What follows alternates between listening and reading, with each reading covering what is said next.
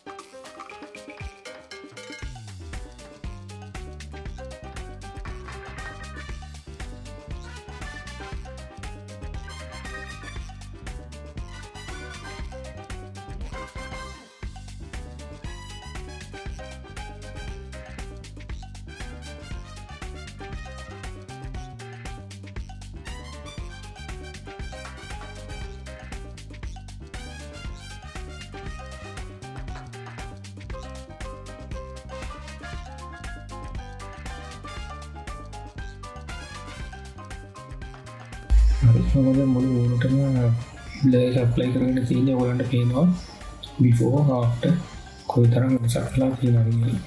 හරි මට මේ බ්ලර් ඇප්ලයි කරාට පස්සේ ඊට පස්සේ තව ස්කින් එකේ තව ඇඩ්ජස්ට්මන්ට්ස් කරගන්න ඕන නම් ආපහු මම මේ ඩීටේල් එකකට ගිහිල්ලා ක්ලෝස් ස්ටැම්ප් කරගෙන මට පුළුවන් ස්කින් එකේ මේ ඩීටේල්ස් ටික ආපහු මුලින් ඉඳලා හදාගන්න. එතකොට මම ආපහු මම මෙන්න මේ ඉරි දෙක මකා ගන්න ඕනේ. මම මේක මකා ගන්නවා ක්ලෝස් ස්ටැම්ප් එක පාවිච්චි කරලා මේ හරිය සාම්පල් කරගෙන මම මේ ටික මැච් කරගෙන යනවා.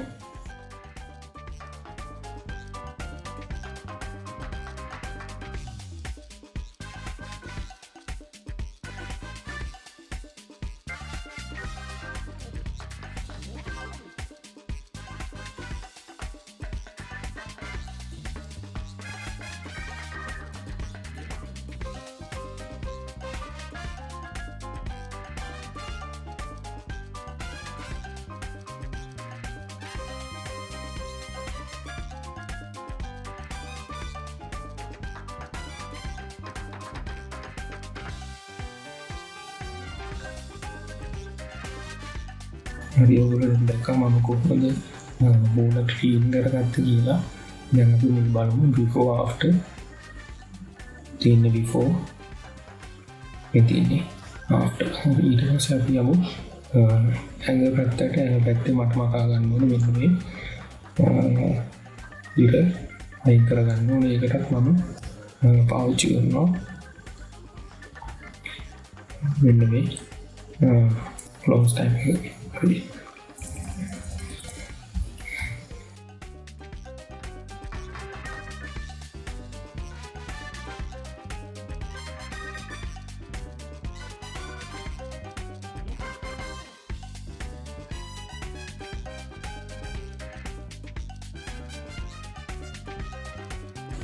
මම දැන් ක්ලෝස් ස්ටැම්ප් එකකින් ටච් කරගන්න ඕනේ. ඔය ටික ටච් කරගෙන තියෙන්නේ.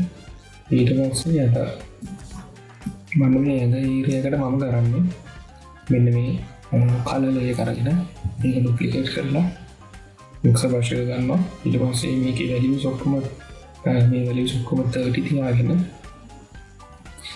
මික්සර් බ්‍රෂ් එකෙන් ස්කින් එක ඊවන් කරලා දානවා.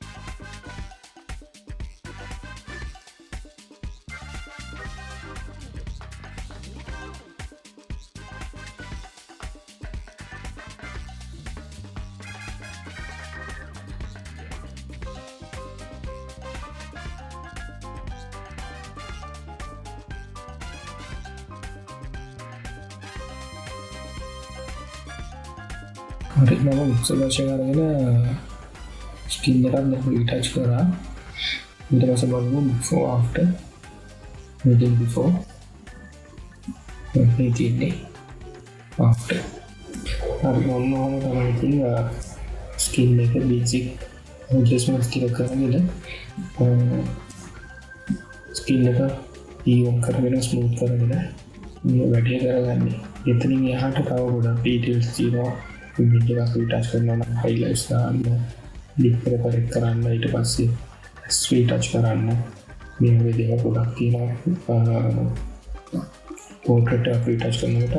ඉතින් මෙන්න මේ විදිහට තමයි frequency separation එක හරියට ඔයගොල්ලෝ apply කරගන්න ඕනේ. ඉතින් අපි තවත් වීඩියෝ එකකින් ඉස්සරහට යමු.